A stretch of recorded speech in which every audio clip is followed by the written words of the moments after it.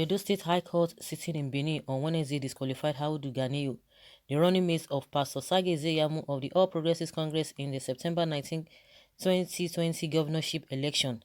The judgment came after a member of the People's Democratic Party, Kadiri Uşakeme, in a suit number B/358/20, prayed that the court disqualify the APC deputy governorship candidate and 2 others. The presiding judge, Justice H.A. Courage Ugbebo, in the judgment on Wednesday said that Ganiyu presented false information to the Independent National Electoral Commission in his Form EC9. The Street Journal had earlier reported that a similar suit seeking the disqualification of Ganiyu was also filed at the Federal High Court in Abuja by 2 chieftains of the APC. The 2 chieftains of the APC, Momo Abdulrazak and Zibiri Muhizu, had dragged Iyamu and Ganiyu to court over alleged perjury. In the suit marked FHC/ABJ/CS/758/2020, the APC, Independent National Electoral Commission (INEC), Ganiyu and Iyamu are the first, second, and third and fourth defendants, respectively. The plaintiffs prayed the court to disqualify the deputy governorship candidate, Ganiyu, from participating in the September 19, 2020 election on grounds that he gave false information to INEC in a bid to qualify for the elections. The case, however, suffered a setback as the presiding judge, Justice Taiwo, rescued himself from the matter on account of a petition against him. Okay. I don't even understand. I'm not even keeping record of all of these things because I could remember the last time when PDP said Iyamu should be disqualified, and they said, oh, there's no point because the case before the court, the one that is still handling the case of Obaseki, that is not talking about whether they were not even talking about the election itself. They were talking about the qualification that qualify them, or the certificates they presented that qualify them from INEC. That is what they are challenging, that Obaseki presented fake certificates. And we have been hearing that before now from even the school that he finished from. They have confirmed that the man finished from the school, but we don't know what they were talking about. They were still talking about the entering point, the requirements he used, for him to be admitted in UI, and which ordinarily I feel that it is not even in their place to be questioning that, not until when the school again presented itself in court by sending a delegate to go and testify what actually happened. And it's because of this, whether photocopy or no photocopy, some places were captured, some areas were not captured, but they could testify that the man finished from the school. And this issue of Obaseki and his running mates, we thought maybe everything was over when they were talking about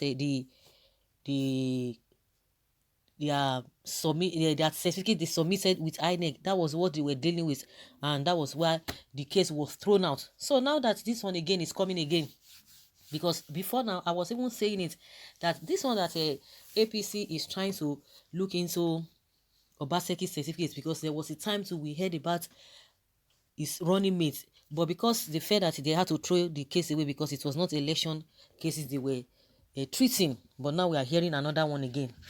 This whole thing is just, I don't understand why they are going back and forth, all in the bid to rule, to be the leader. Like I said, give them the power now. But they're not going to do differently. Even the ones that are even holding the power now, what are they doing? Everybody is still complaining. Because when you want to look at development, the development, we are not getting it across board. We are not getting any development. We are not getting any progress. We are not improving. Well, PDP see this one as a good news. Anything that favors them is good news. Otherwise, threats to democracy. Well, my brother, be sincere to yourself. It is not only the PDP, to all the political parties and humanity.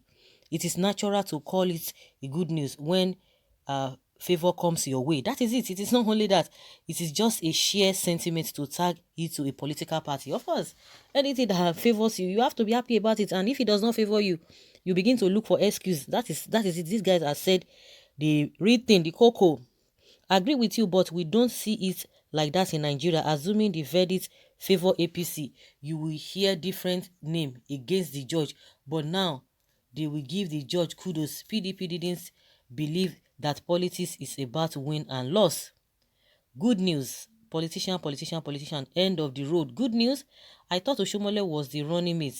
How can Oshiomole be the running mate? Oshiomole the running mate. Okay, no. Oshiomole was just trying to help them to secure votes and nothing more. Well, fake news. How much Obaseki will no get results pay? Okay, good one. Wow, this is madness. Nigeria, the more you look, the less you see. The more you look, the less you see. So now Nigeria case now so it be you, because everybody is just tired.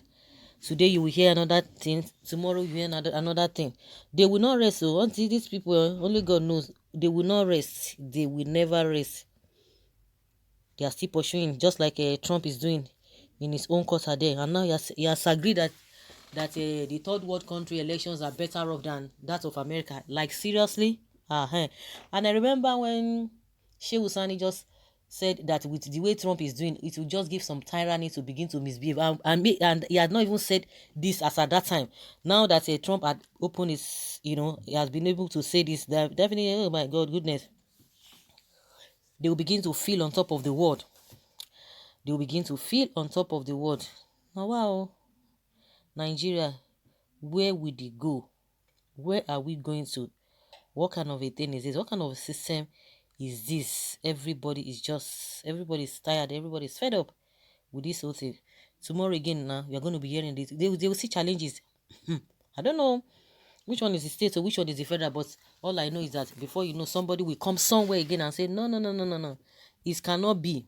It can be.